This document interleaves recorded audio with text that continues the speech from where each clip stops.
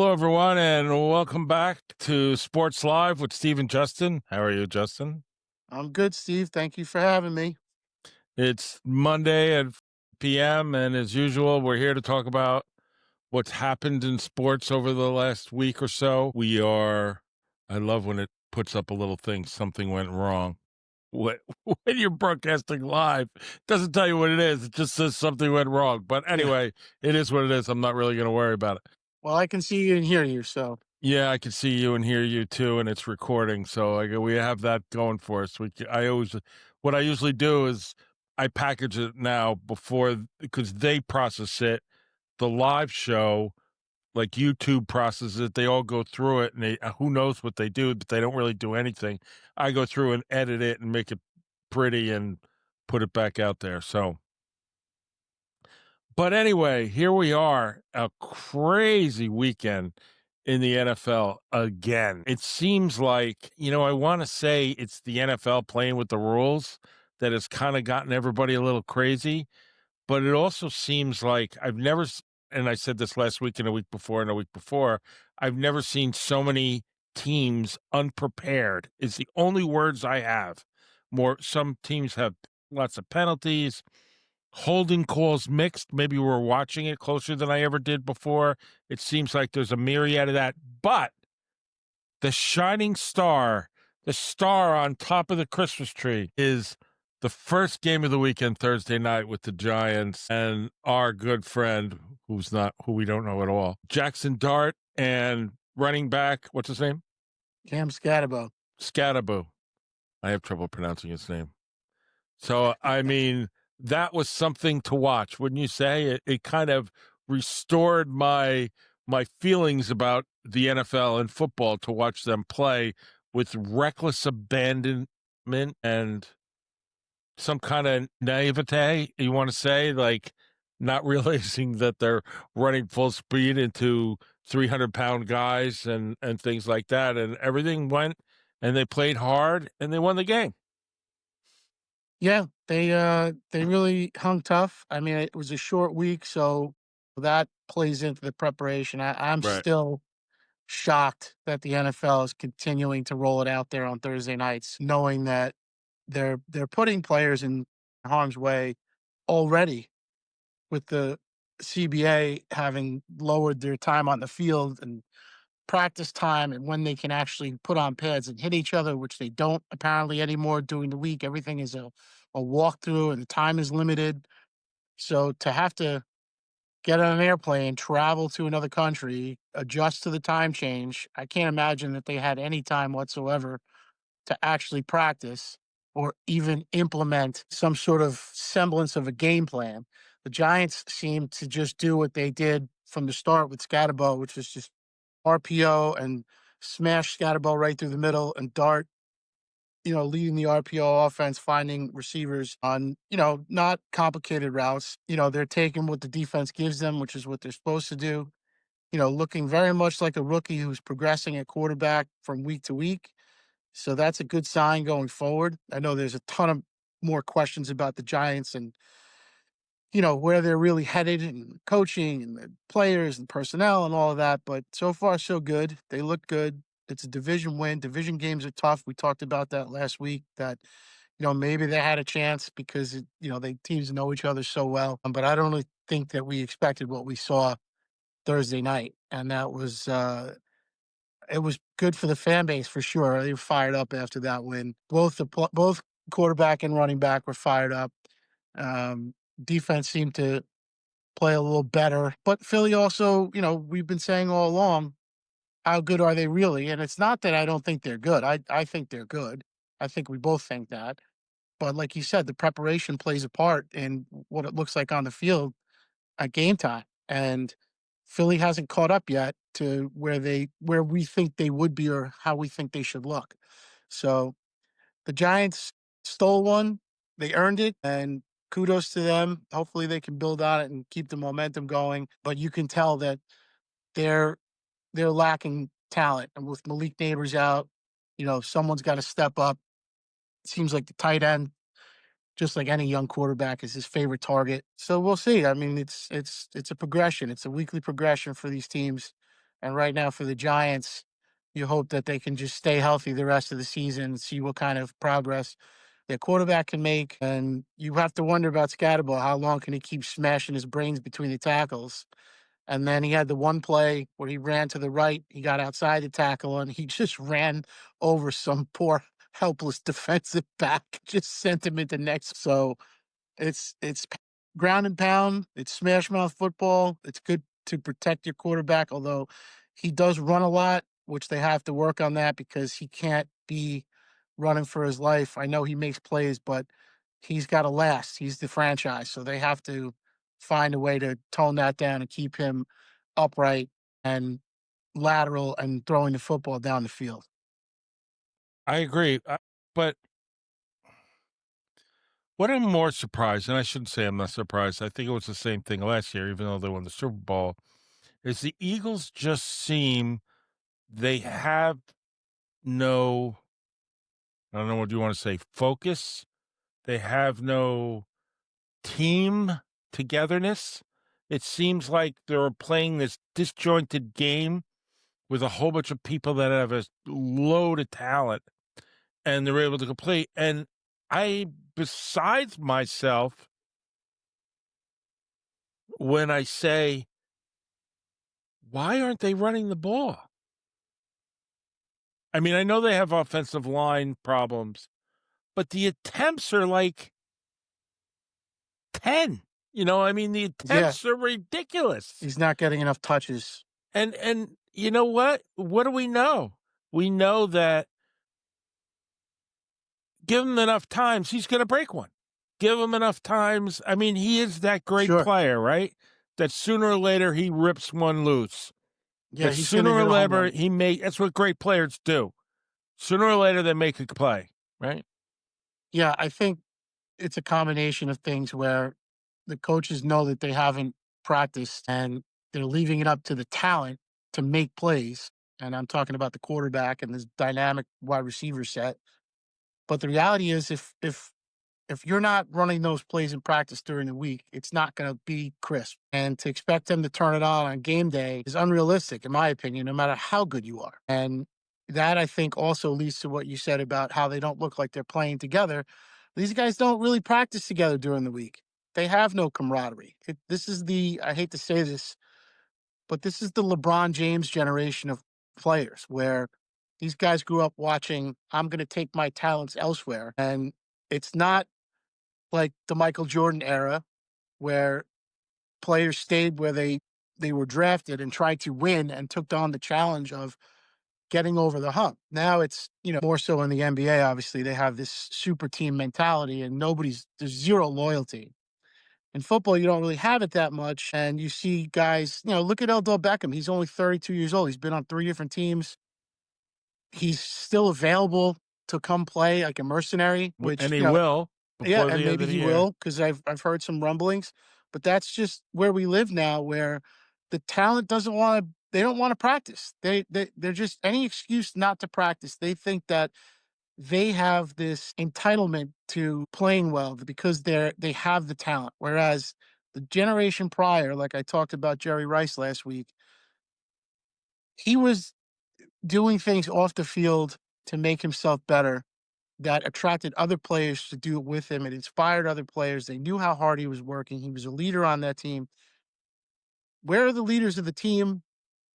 I don't know. I just don't see, like you said, there seems to be they don't come together. And it's been that way for a few years now, even with the last 4 or 5 Super Bowl champions, maybe longer than that. There just doesn't seem to be this group of guys that are close knit like you've had with champions before. I agree. I just as a sidetrack, you brought up LeBron James era. You did you read the stuff about the big announcement too? That he did another big announcement and everyone thought he was going to retire. And he brought up like I don't know what the alcohol brand is off the top of my head, the cognac. Yeah, And he said, "I'm going to be representing them, or he's not going to represent them anymore." I don't know, but to think I that don't care. Like, everybody's like, "Who cares?" Yeah, But who cares? it's not about, and that's a perfect example, it's about the players, not about the team anymore. But with a team like Miami, the team like Philadelphia, they have all this talent, they're able to win even though they look disjointed. That's exacerbated with a team that doesn't have as much talent, like Miami, who's really in a bad way. I mean, Yeah. the quarterback came Yeah, I out, heard too his comments. yeah, to his comments where, and for everybody listening, basically said, "We call team meetings team only meetings, and not everyone shows up. We do all these things. They are definitely in a disarray." It, in my opinion, comes completely back to the coach Yeah, and management it or hits everybody. whatever. It's really whatever. Oh, look at the Titans who fired their coach today, right? Titans fired the coach today. It's like almost every rookies every other year had a new coach than what they signed for. They fired so many coaches over the past, I don't know, was it 10 years? It's a quarterback and a coach carousel. Longer? Yep. So how are you supposed to build an organization? You know, you need to hire a good coach, and there's a million of them out there. I think a million of them out there. I mean, you hear about. Sorry, I hit an itch. You hear about Rick's Ryan going to Miami. Maybe I heard some things, and Ryan's looking to coach. I mean, he's not that bad. He can really get a team together. I don't know if his mindset Yeah, is the I thought same when Rex mindset of the players are today as it was when he left. But I mean, there are coaches like him out there looking to coach. yeah, he seems to understand the personalities of these players in this generation. I thought when he was with the Jets, he did a good job of putting himself right in front of the media and making himself the spectacle to keep the media off the players. I don't know Yeah. if that was intentional or not, but it certainly seemed to work. I mean, they went to 2 AFC championship games in a row and with a rookie quarterback. But you still have to be an X's and O's guy to win in the postseason. And they seemed galvanized. They seemed together. I mean, they got ambushed that one year in Pittsburgh, and they were not the better team. But you would expect that they would have grown past that and challenged again at some point, and things just seem to fall apart, which is just so typical of the Jets because you have one regime leave that built half the team, and then the new regime comes in and props up the other half, and there just is no continuity between them. And now you have this era of athlete that is just they're all in it for themselves. They're coming out of college, you know, from this NIL money and promoting themselves. And it really isn't about the team. It's not about tradition. It's not about sticking with a school and trying to win the conference and a national title. It's who can I play with? How can I maximize my worth? It's just a different ball game altogether. And the NFL can say whatever it wants about the product. The product is not good. It hasn't been for a long time. They're talking still about expanding into Germany and Spain and Great Britain and all that. Who's going to play there? How are you going to pull that off? Who's going to play in Mexico? They're not going to play in Canada because of the Canadian Football League, and there's too much at stake there for both entities. But there's some logistics that won't work. So it just it doesn't make sense to me. I mean, I know it's about money. That I'll leave that to the financial people about expanding the brand and making money that way. But how much money do you need to make? Don't you want your product to be good? I just don't understand. It's like, try to think of a solid American product that Oh, you don't even have to do that. All you have to think back is when the original Maras and um Pittsburgh, what's the the name? Roonies. Rooney's got together and they said, "Listen, we can make more money than anybody else in the league, but we need people to play. So Yep. let's create revenue sharing. We'll make a little less money, But we'll but still make a lot. but we'll create a whole league, and that money will continue on until ever." Yeah. The Pete Rosells of the world that all kept the integrity of the league together, it's not all about money. And I know we live in a money generation at the moment, but Yeah, or without question. maybe always, but it's really not about all that. And you don't If want to be you're the shooting star, right? You don't Yeah, want to be and at the point when it burns out because you're not making a good product. they're full speed ahead, and you have to wonder, and I'm not wishing this on anybody, but I was listening to a financial speculator last night talking about we're reliving the roaring 20s and we're in a bubble. And at any minute, I mean, the market crashed yesterday or the day before yesterday and took a huge hit. I know it rebounded yesterday at some point, but that was a huge, significant hit. I mean, that was in any other era, that's a crash. And I know we've redefined what recession and depression is now because of administrations. But imagine being an NFL owner, imagine being the commissioner. You're trying to expand, you're trying to sell your product. If there's a collapse, a financial collapse, how is it going to affect these guys? It's got to affect, I mean, I know they have billions of dollars, but that's got to affect the entire entity because that means Mhm. people are going to sell their season tickets. They may not afford to go to games. You're going to have empty stadiums. They can't afford to buy jerseys, whatever. Again, I'm not wishing that on people, but I don't think the NFL is prepared for something like that. And they're acting from a position of, riding this financial wave like it's not going to stop and they can just keep generating and printing money rather than solidifying the product and making sure that players do practice and they're not getting hurt and they're not playing on crappy field turf and they are playing on safe field conditions and things like that. And all of that seems to go by the wayside after these CBAs are signed because the players just want money. They don't care if they play in this league for a long time and or win a championship as long as they get paid. And I don't begrudge anybody their money. Good for them for getting paid. But at some point there has to be some trigger or mechanism that curtails that kind of attitude or outlook and gets back to making this about the product on the field. Because you can't have, I mean, we've seen week in and week out this 6 weeks. It's one thing to be unpredictable, but there are some bad football teams out there that, and I don't, oh, we lost by one. We lost 3 1-point games or one score games. If this happened, then that happened. The referees are not whatever, you're a bad football team. There's just no way around it. And there's a few of them. And it just seems like it's haves and have nots. And I don't remember the league being that way. Yeah, there were some bad teams growing up when I was a kid, but it was never like this. At least it didn't seem that way back then. Well, it's funny because Kansas City, I know your most favorite topic. When Kansas City started the season, you saw that same thing. They were all over the place. Yep. Now you saw them last night, and they got their act together. They rebounded, they organized, they got some players back, of course.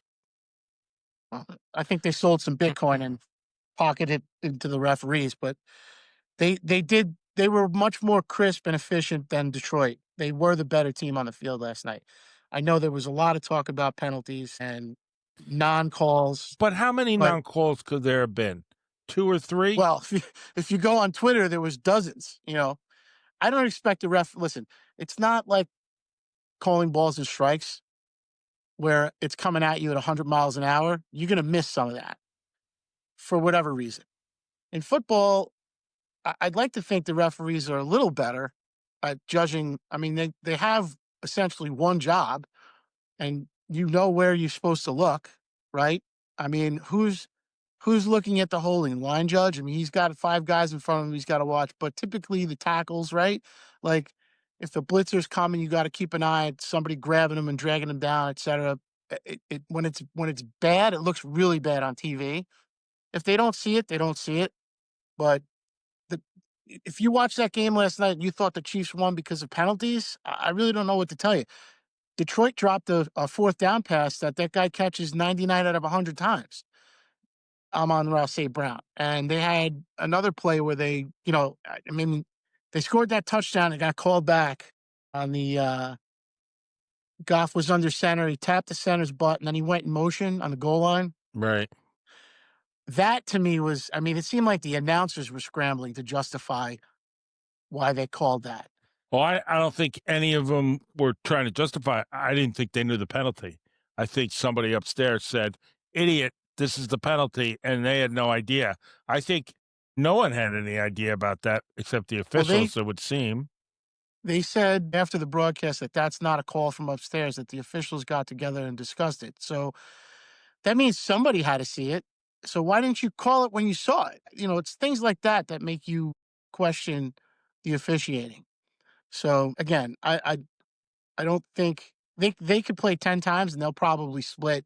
Well, I think the officials sometimes, if the offense makes a penalty and the play ends up going for no gain, I think they don't call it if they didn't call it right away. Sometimes it'll be a let them play kind of situation.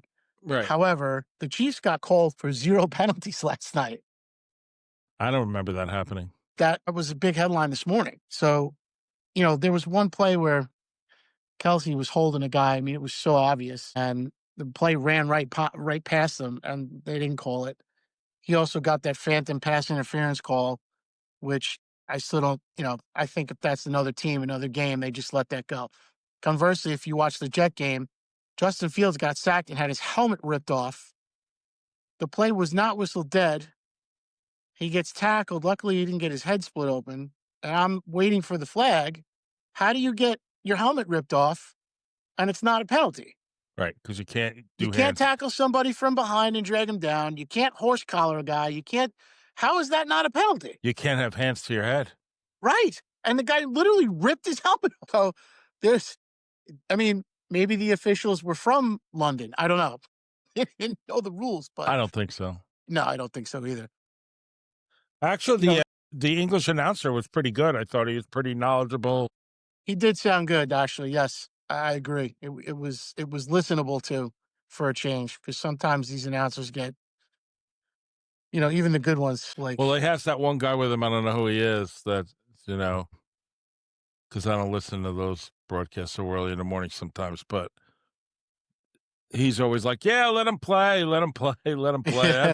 That's football, yeah, you know. I thought the broadcast was okay. You know, we're not watching for that anyway. But again, another game where teams just, I mean, the Broncos looked pretty good until they got to London and they were losing this game 11-9 or whatever.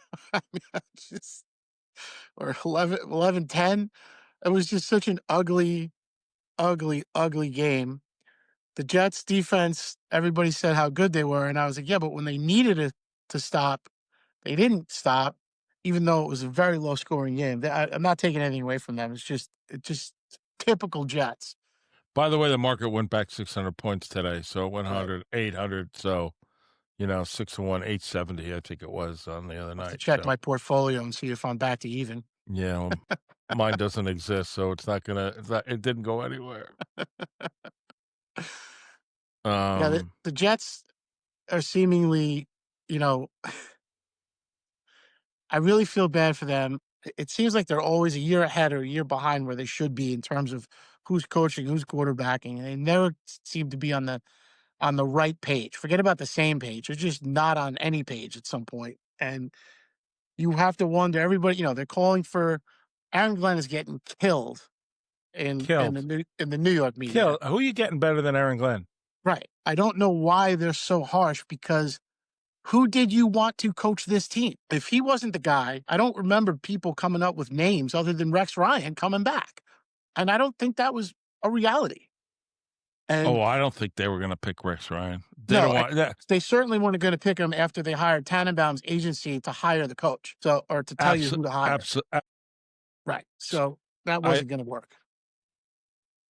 so I think Rex Ryan. I don't think they'll ever pick Rex Ryan for the reason is that if they don't do what Rex Ryan wants them to do, he's going to hang the whole group of them up in the media, and Yeah. and the media is all going to take his side. Yeah. He's a media darling because he gives them what they want. And like I said before, he takes a lot of the pressure off the players to not have to be, not that they're not accountable, but Rex is accountable for them. Right. And that's what I think they loved about him. this being a different era where players seem to not care what the media thinks. They want to be out there to sell themselves no matter what. Right. So we have the Giants that look really good, actually. I think they can, even when things at the moment you think it was going to turn bad, they kept plugging along and Yeah. made it good. The one thing they did take advantage of Jalen Carter not being in the game right away. They were gashing inside the tackles and running right at Right. the Eagles, which I thought was interesting. I mean, good for the Giants from the Eagles' perspective. You lose one guy and you can't stop the run. I mean, this is the team that rotates defensive tackles in and out of the game. They have like 6 or 7 on the roster. So that was Right. got to be an alarm bell for the Philly defense, which I'm sure they will address and fix if Carter's going to miss an extended period of time So because they do have enough talent. the Giants win 34-17, kind of decisively towards the end of the game where the Eagles didn't really have a shot. The Jets lose at the final minutes or Again, 13-11 in England. well, they still had a Um, shot to get in field goal range, and their play calling was atrocious. I mean, atrocious. absolutely atrocious. It made you wonder at some point, would you make a switch at least at halftime? And then they didn't bring Tyrod Taylor in. They sent Fields back out there in the second half. And by the time he came out for that last drive, he looked so dejected and so matter of fact. Like, not that he didn't care, just that he looked defeated. The look on his face just was, hey, if we win, we win. If not, who cares? He just he didn't seem like a guy coming out like you always talk about Tom Brady leading the charge and firing up the troops and being accountable. And there was none of. I don't expect him to be Tom Brady, but you know, at some point your quarter like look at Dak Prescott, look at Baker Mayfield. Those guys are fired up. Those guys are running all over the place. They're yelling at people. They're in people's faces. They're showing enthusiasm, and maybe that's not his personality, which is also fine. But it's not coming from anywhere, and if it's not going to come from your quarterback, there's nobody on that field at any point except for maybe Garrett Wilson, who you know shows a little fire and yells, but he's a receiver. It's not gonna. It shouldn't have to come from him. It's got to come from somewhere, either the quarterback or maybe an offensive lineman, the center. Who I don't know, but they just don't seem to have any veteran presence that can galvanize them and lead them, and they can rally around. You had a chance to win the game. You just had to get in field goal range. Yeah. So, I mean, that's the same story all week long. Oh.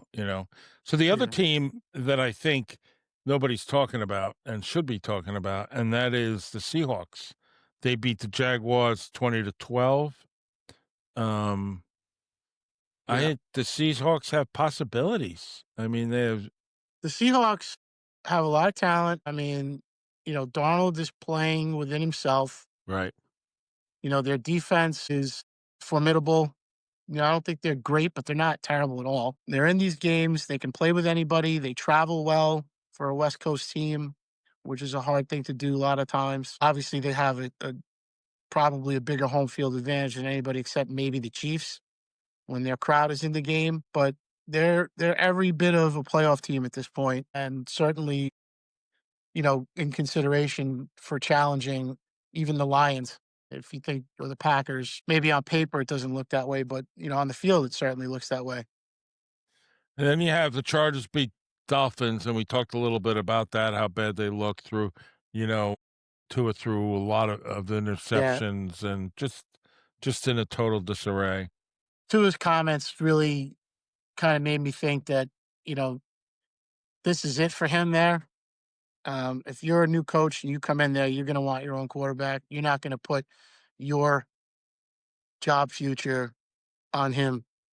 Well, Um, if you get a pick high enough to get a good quarterback, you're going to go out and get a new quarterback. You're not going to leave it on Tua. I mean, yeah, first I of mean, all, his unless you're bringing in, physicality, you yeah, worry about his physicality anyway. I mean, Concussions. just from a humanity standpoint, I worry about the guy. I do too. I don't want. I'm not wishing it on him. Don't want to see anything happen to him. But as far as his play on the field, it hasn't been great. They talked about Jalen Hurts not playing well against the Giants in some of those coverages, but those are fixable things.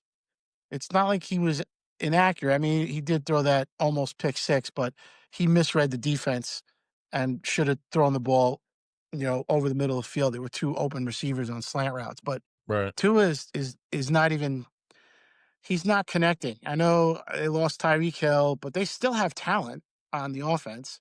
They still have guys that can run. They have a good running game, or at least, decent running backs, but they are a mess. Their coach, you guys wearing capri shorts in the press conference. What are you wearing? So it makes you wonder, like, So the this is a other, team I that's mean, not practicing. they're really right. And the other team you want to scratch your head about that you probably thought was going to be in it to win it, and that is the Ravens. The Ravens got beat by the Rams 17-3. Killing my fantasy season. They're they are not good. Their defense is just a sieve. I mean, their defense cannot get it together. I know that they have some injuries, but you would expect a Ravens coached team to And yet, look better on the field. and you have the best running back in the league. He fumbles once in the first 3 games, pretty much causes you to lose those games. Yeah, and they couldn't before this weekend. They couldn't seem to really. He had a great game in Buffalo, and then he had 4 games where he did nothing. I know Lamar's out. The funny thing was they they lose Lamar, right? And Lamar is the offense. The offense goes through Lamar. That's the kind of, I mean, they made that switch from, I guess then it was Joe Flacco, who was at the end anyway. I can't remember who was between them, but they moved up in the draft to get Lamar, and that changed the complexion of their franchise because they changed the entire offensive philosophy. So they got back to a little bit of the hard run game when they traded for Derrick Henry or signed Derrick Henry, Right. but they bring in Cooper Rush, and I don't expect him to be Lamar Jackson, but if your offense is built to operate that way, why is he playing? I can't remember the third string quarterback's name, but he wears a single digit jersey. He looks just like Lamar when he's out there running those RPOs and he takes off running. And it's like their offense is moving when he's got the ball in his hands. So maybe Right. he's just not an accurate enough passer, or they don't trust him in the pocket to get rid of the ball. But you have to be prepared for that if you're going to run that type of offense, or you have to have a plan B when your quarterback goes down. So, that's football 101. So I they just seem lost. They don't seem like a team that is a Harbaugh coach team. The only other thing I can think of, and I don't even want to put it out there, is that they're just losing to lose, and they're going to try and get a meaningful draft pick out of this, which is a horrible thing to say about an NFL team because someone will get hurt. I don't think You I don't can't, think but they hardballs. just don't look like they're even vested in winning games. I know. So you can coach to lose and cover it up, you know, and not get people hurt, but you don't want to do that for 17 games. Uh, Agreed. yeah, it's not a healthy plan. So I don't know what's going on there. I don't know if there's I don't think they've ever had any inner turmoil between the GM and the coach. And I know, Ozzy was there for a long time. I don't think he's still the GM, but they're they're very much in this flux period where their identity is lost and they're not playing good football at all. And if they're waiting for Lamar to come back from the hamstring, they have the bye, I think, this week, you know, they can't rest it all on him. However, the silver lining being that if he comes back healthy, their schedule is pretty favorable the rest of the way. I think they have uh what do they have? They have 11 games left, and I think they have 8 games against teams that, are not necessarily formidable opponents. They do have the Steelers twice, I think, and the Steelers defense hasn't been great. So those games are going to be important. They're going to be meaningful. So if you're Baltimore, you have to take care of business and beat the teams that you should beat and try and get that defense into a position where, you're going to play Aaron Rodgers twice. I don't care that he's 40 something years old. He's playing very much like a seasoned vet MVP.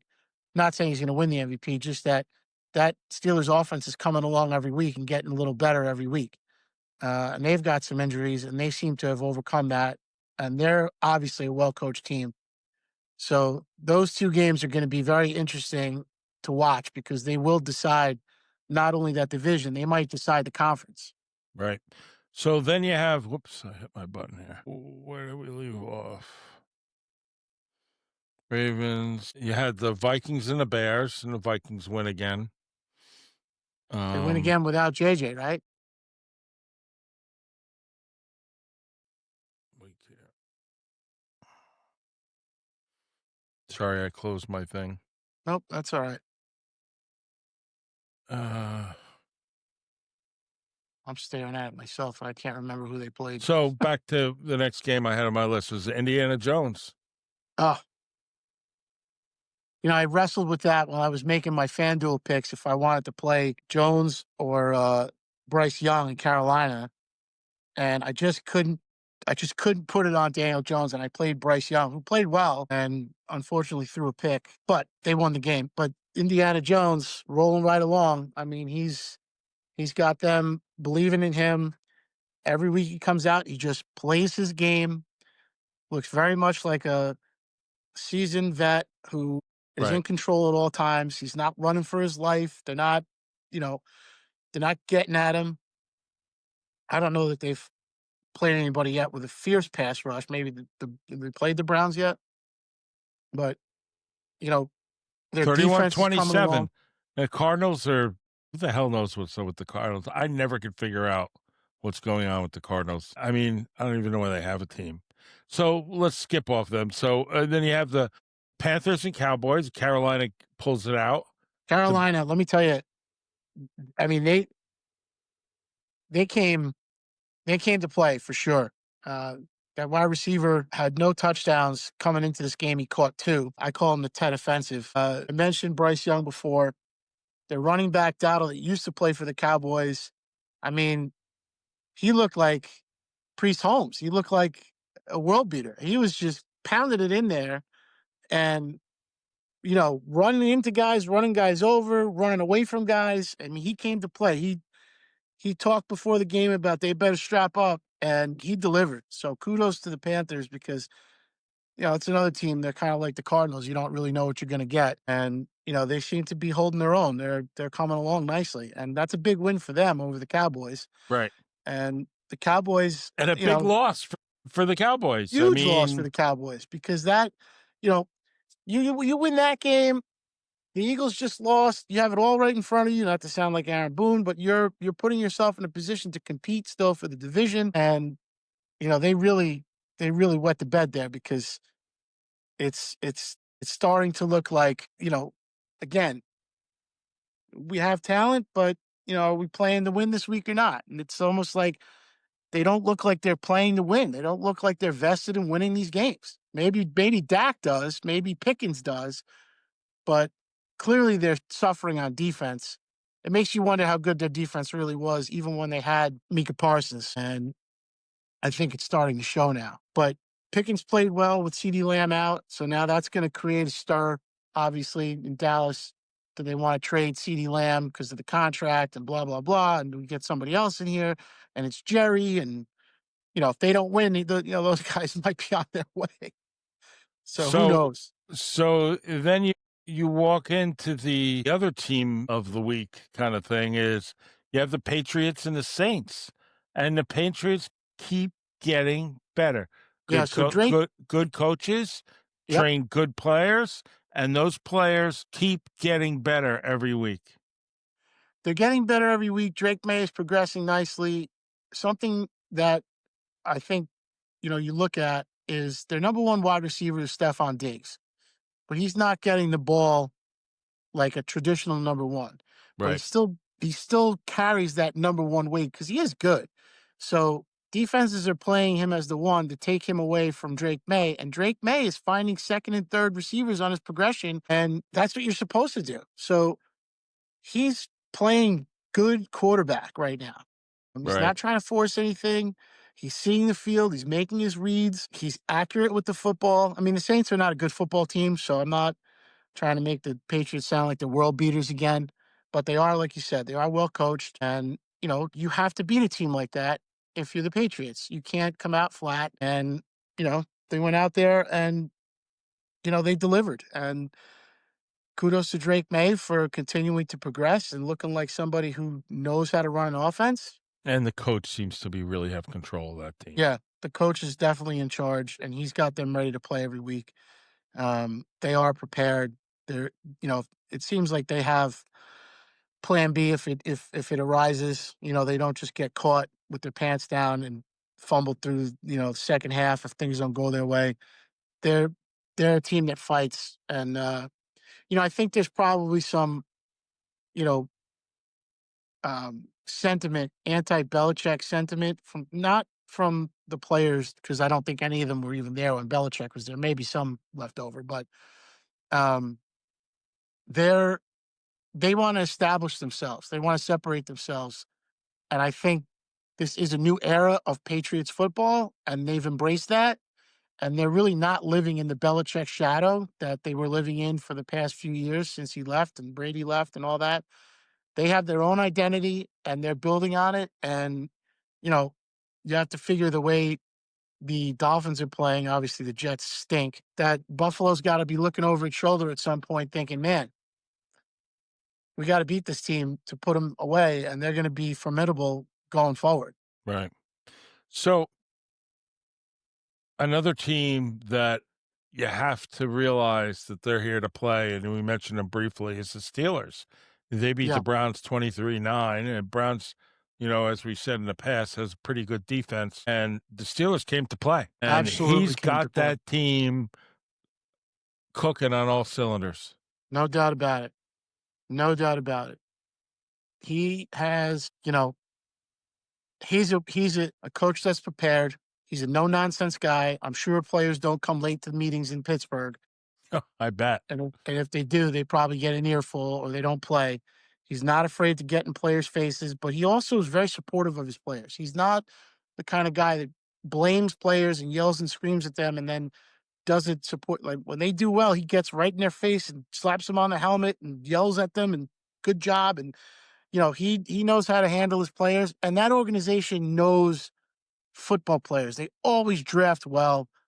They always have guys in the field, even when they get free agents or trade for players from other teams. They always find good football players. Right. So they must fit not only the mold of being a football player with talent, they have the right mindset in Pittsburgh. If they can get the defense together, they're going to be hard to beat in the playoffs for sure. Right. Well, they're good. I think they're going to be tough all the way around. The next game on the list is the Raiders and the Titans, as we mentioned. And Titans fired their coach today. Whole team is in a disarray. I mean, the Raiders really aren't that good. There's not really too much you can say about them other than Pete Carroll. It's got to be scratching his head because he's never really been in this position before. Yeah, you wonder. I mean, we saw Geno Smith just not playing well the last few weeks. And I know they've got, that rookie running back, but he's still a rookie. And they were talking about him making an adjustment and having some big plays from the way he stands up in the backfield. Right. But there's so much more going on there. I know their tight end is hurt. He's a big part of their offense. He hasn't played in 2 weeks, or he was unavailable this weekend at least. And I don't think he played last weekend either. So that hurts. But again, you got to have a plan B. You got to have a way to get receivers open and put your quarterback in a position to succeed. And their offense just seems to be sputtering and not able to control games. And defensively, they're par at best. They're not a good defense. When I set my fantasy lineup every week on the FanDuel, I'm always looking at the Cowboys, the Jets, and the Raiders, see who's playing against them before I make my selections. So, who knows? Who knows? It's still hard for me to pick players from Vegas or against Vegas because it's Vegas. In my Right. mind, I'm like, it's rigged. It's rigged. Right. So, push them aside. Then we have another team that seems to be another team that has a good coach. And that is the Buccaneers. The Buccaneers have been playing well. They get their team ready every week. This week, they played the which is an interesting team. They always seem like they're going to be at the top of the heap, and then half the team goes out hurt, and you don't know where they're at. I mean, Yeah. for a while they had their backup quarterback that was tearing it up. To the point is that they didn't know if they're going to put Purdy back in when he got healthy, and it's funny because that's how Purdy got there. He Right. was the backup, and you were like, "Well, Purdy's playing so well. Why would you take him out?" And now Purdy's hurt, the backup quarterback, and they're on this third string thing. You're not going to win with a third string quarterback. I don't care if you're the New No, York Giants. it's You're not unless you gonna. got a gem or really tremendous offensive line.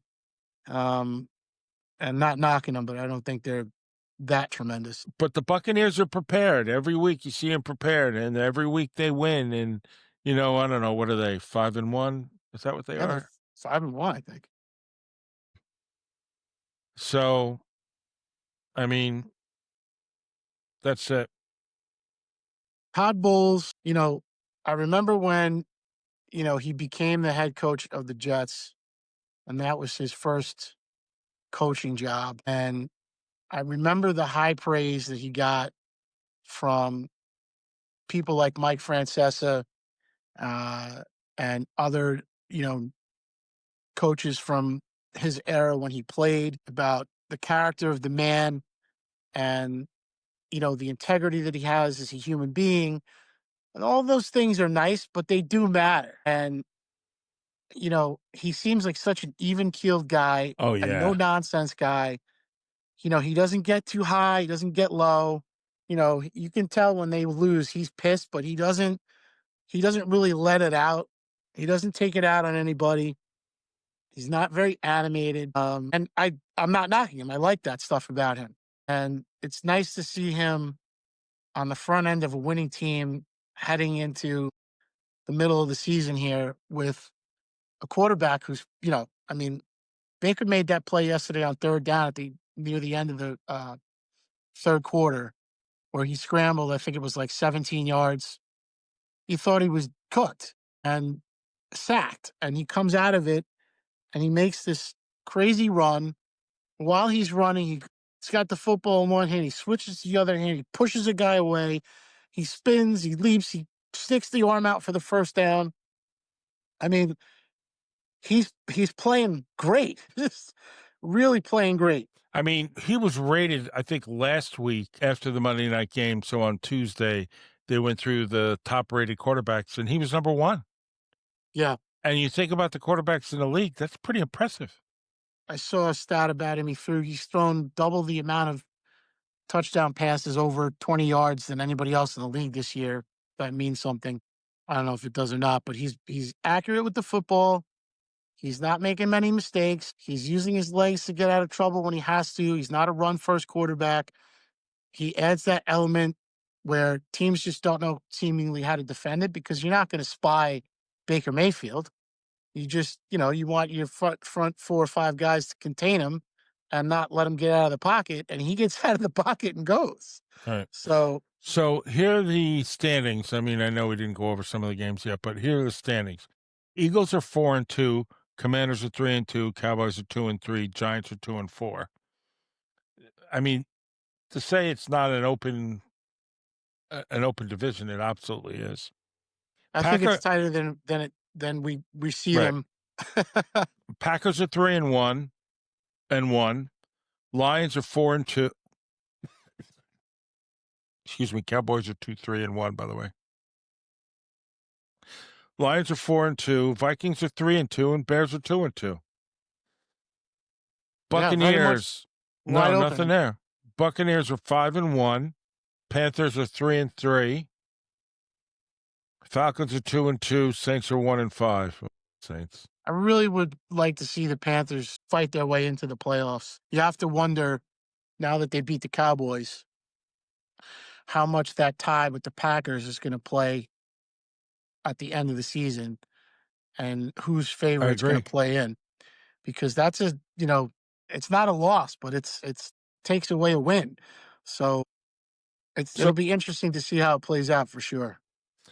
so 49ers,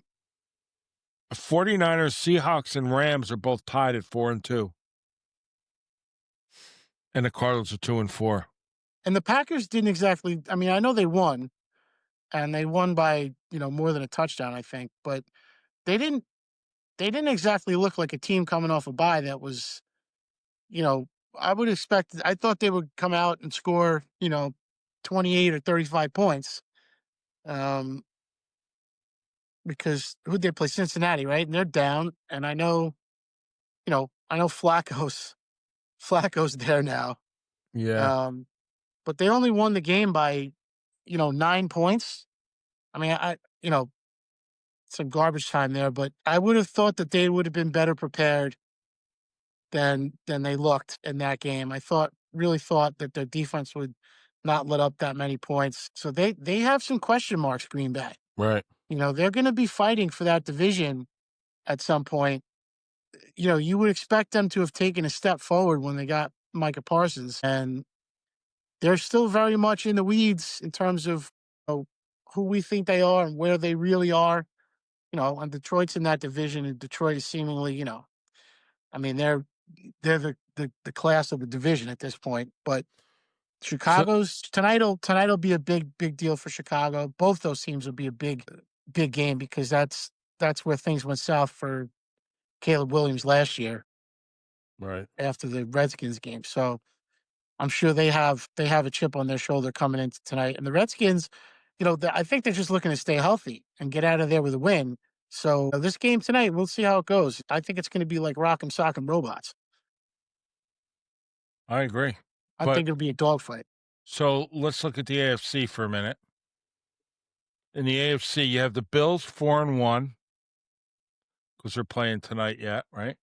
Yep, You have the Patriots 4-2. 1-2.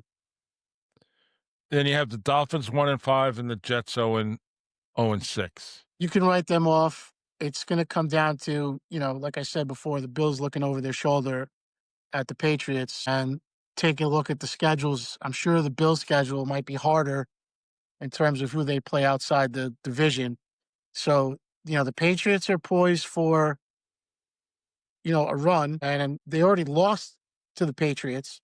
So the Bills, if they want to be conference champs, if they want to go to a Super Bowl, they have to put their foot down and make a stand. You know, I know division games are tough, no matter what the talent level is on either team, because you know each other so well, and you know, it's like sometimes it's a mirror reflection, but when they know each other that well, anything can happen. But they really have to put their boot on someone's neck to prove that they are the class of the AFC because the Chiefs are back in it.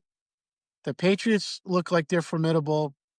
The Ravens, even though they're terrible right now, if they start winning through this next 8 to 11 game stretch, the way their schedule is, the Bills have to establish that they are who they are and that they can take over this, not only the division, but the conference and get home field advantage and, you know, prove that the team we saw in week one that scored all those points and came back and won that game can also be a team that can stop another team from even being in the game before they get started so that they can start mashing teams.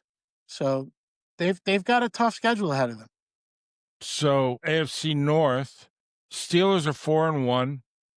Bengals are 2-4. The Ravens are 1-5, and the Browns are 1-5. I mean, how are the Steelers not winning that division? Well, Aaron Rodgers gets hurt. again, the Steelers and Bengals play twice still, and Flacco's there now. I don't expect 40-year-old Joe Flacco to best 40-year-old Aaron Rodgers, but there's talent on that Cincinnati team. We talked about that. They have good talent. They can throw the ball. I mean, they have receivers that can catch the ball. We'll see if Joe can throw the ball. They do have a very friendly schedule, and I think that's why they made that move to get Flacco in there because they do still think that they can compete for this division. And we know they're not afraid of Pittsburgh. And that's, like we talked before about division games, anything can happen. And they've had some success over the years. So we'll see. I mean, for all intents and purposes, it seems like Pittsburgh should take control of this division it's going to come down to, the two Cincinnati games because Right. I think they play like 3 weeks apart. I think they play each other, then they have a game in between. They play each other again. If I'm not mistaken. So, So it'll be decided quickly.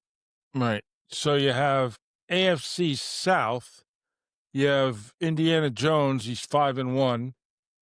Jacksonville is 4-2. Houston's 2-3, and Tennessee's 1-5. Who knows, right? Who knows? Because Jones is. You don't know if he's going to keep it up. He has so far.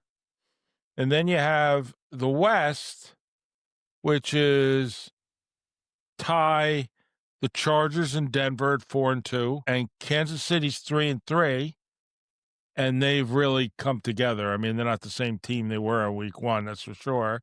And then you have Las Vegas, which is 2-4.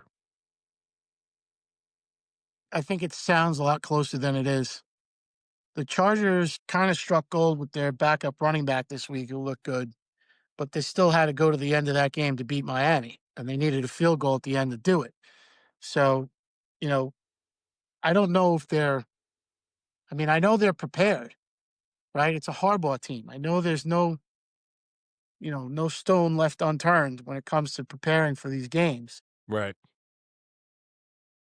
But the Chiefs are the Chiefs, right? I mean, they are who they are. And Denver, I know they had their hands full with the Jets, but the I Jets mean, do have a pretty formidable defense, all jokes aside. the Chiefs, I mean, they're healthier than they've ever been almost. Yeah, it's you have to wonder right now, did they get the defense together? Because the first 3 games we thought their defense was just non-existent. Right. And they seem to have stepped up. Now I don't, I'm not gonna get into the whole referee thing. They seem to have righted the ship and, you know, two teams had a chance to put them away and wreck their season and didn't. And they're back now. They're gonna come together, right? They know who they are and they're gonna play their game. And Mahomes, the whole time, I've watched him play every week. He just looks like he's carrying it with him. He wants to win. He knows the window is closing.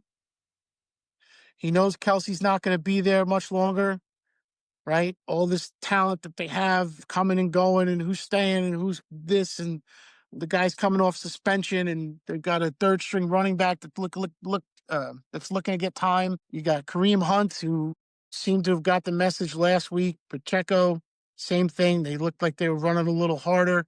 So, you know, if this team plays with a chip on its shoulder and has something to play for and something to prove, watch out because they've been there already. These Right. other guys haven't. And that's a huge advantage when the team has that experience and believes in themselves, makes it much tougher to beat them. I'm not saying that the Chargers and Denver can't beat them. And they went there last year and got humiliated. That's big for winners like them. That's huge. Yeah. And typically teams that lose the Super Bowl, you know, don't come back from a loss like that.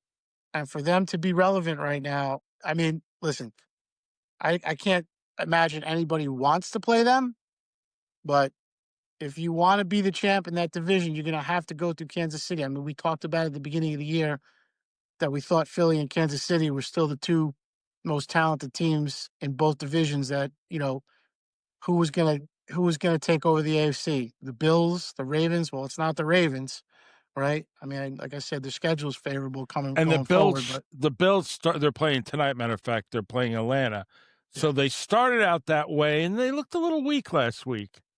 So yeah, in that, they've got some holes to fill. They certainly Mhm. do. They don't. They don't have like a big stud wide receiver that's tearing it up every week. They just Right. have a fantastic quarterback that's getting everybody the football. So, So the it's other game tonight we didn't talk about is Washington and Chicago. It's at Washington. I'll be shocked if Washington doesn't win tonight. I think they need to get on, keep the young quarterbacks on a roll, and hopefully he stays on a roll. The two teams that are on the bye week are Minnesota and Houston. So, I mean, that sums up the week, I think, a little bit. if you want to just, talk about a couple of the big games next week for week 7. I mean, Thursday night, you got Pittsburgh and Cincinnati. You don't know what team Cincinnati's going to bring, like you said. What else you got? You got Jets, Miami and Panthers. you got Miami and Cleveland. That could be the battle of the nobodies if Miami still has their coach by then. Yeah. New England, Tennessee, not really anything. Kansas Eagles, City Vikings. gets a break with Vegas. Still a division game. It's tough to win. You can't take a division opponent for granted, but I think Am I Kansas looking City at the right handles week? them. Giants in Denver, Indiana Giants and are in Chargers. Denver, and they're already +7. But you have to wonder, why wouldn't the Giants be able to win that game? And how are they minus or +7 I would take them in a minute at +7. at +7? Certainly. So then you have Washington and Dallas, which is and you have Green Bay and Arizona, Atlanta and San Francisco. But Monday night you got a nice matchup. You got Tampa Bay and Detroit. Detroit's got to be reeling to come back. They have Oh, an yeah. extra day of rest. They got to be coming back to make a name for themselves and beat considered one of the best teams in the league at the minute and teach that new fresh That's a big quarterback a lesson. that's a big game. That's the big game for the week, I think. Big game for sure. Yeah. So The Jets are favored to win right now. The Jets are -1.5. I'm looking how, at that right now. I'm like, what? how could that be? I they're home against the Panthers. I mean, I this has got to be a trap game for the Panthers. Then I would imagine. Because I think everybody's going to be betting on the Panthers. They might maybe there's something going on. Well, This will be the week everybody gets knocked out of the suicide pool. right. Well, I don't know if there's anything else you want to cover. Well, we could talk about the Yankees' demise and what they might be looking forward to next year if you want. I thought we would still be talking about the Yankees this week, and I they're never just thought we'd be talking about the Yankees. I really don't. I think as long as management, and we talked about it, and as long as management wants to keep playing analytics and make calls from non-baseball people not on the field, I think they're never going to be the team they need to be. well. I think the most telling thing was Jeter's comments in the post series, where he prefaced it by saying, I don't have any inside information, but he doesn't think that what they're seeing being called on the field is coming from Aaron Boone. And it was kind of a defensive Aaron Boone, but he was definitely taking a shot at Cashman and Fishman. And I agree with him 100% because we talked about it before. Boone is not making the decisions. He's not, I don't, he's not a manager. He's just a yes man. And I don't think he's a good manager if he wasn't. But it's clear as a bell that orders are coming from upstairs, and that's from pregame lineups to in-game decisions to pitching changes, and it's all analytics driven, and it's gross. You know, They're taking not. pitchers out of games that they give up You're one not. hit or one run. I mean, they're not really making baseball decisions in a game on the field, feeling the pulse of the players, feeling you know, as we all know, baseball games have ebb and tides. There's a time you're playing well, you're up 6-0.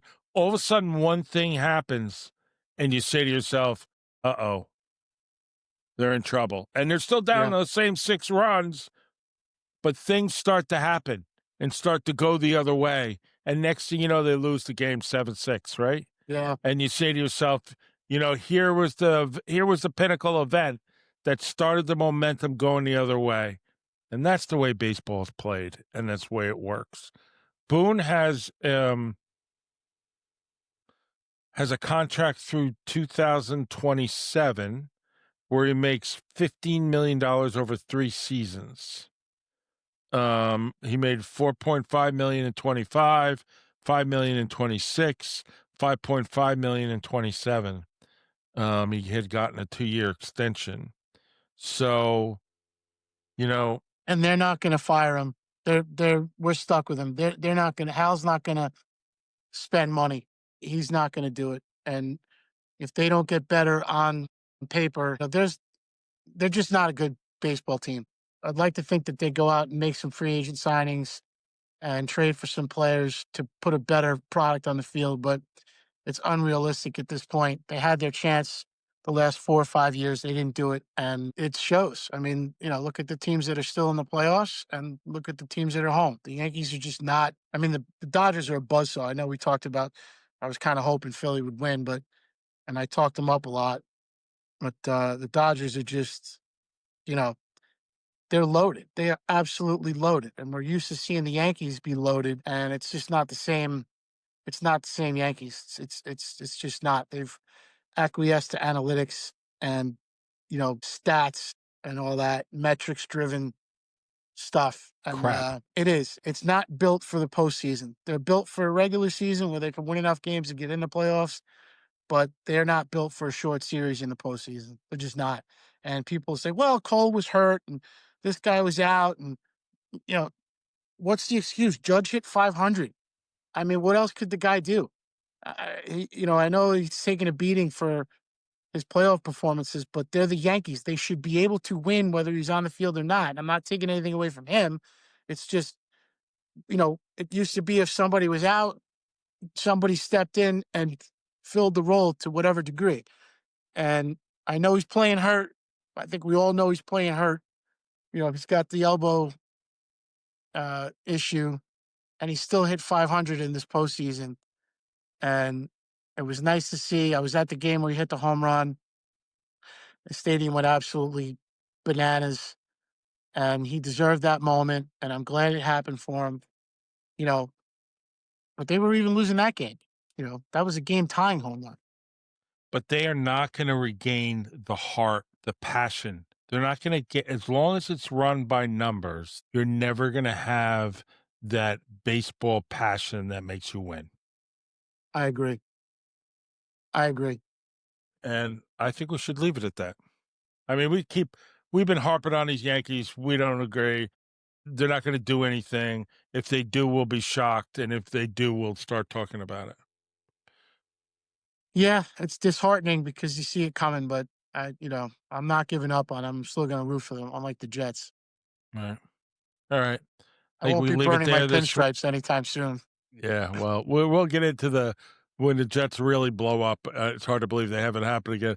We'll get into the time Justin burned all his Jets gear in the backyard because they had made stupid mistakes. But we'll get into that. So for now, I think unless you have anything else, Justin, we'll call it a day.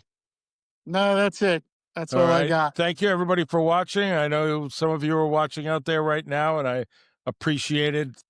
Please come back next week. We're on every Monday at 5 till somewhere after 6, somewhere 6:30, and we appreciate it. And you can find us on Facebook, on X, on YouTube live, and also the video is available on YouTube after I polish it up a little, work on the sound and all those kind of things. And then also all the audio is available on all the major podcasts. I thank you all. We have gained just in a couple of weeks we've been doing this.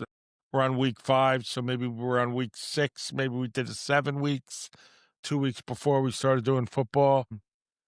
We've gained 500 subscribers and we're looking to have more. Please like, Tremendous. subscribe. Love to hear your comments. Um, please, if you're on live, you can ask us questions and sign on into the chat, and we'd love to address them. Try not to call us names. All right. Thanks a lot, everybody. Thanks for listening. Good seeing you, Justin. Thanks for having And me, Steve. have a good week, and we'll watch the game tonight. Buffalo all the way. Let's go.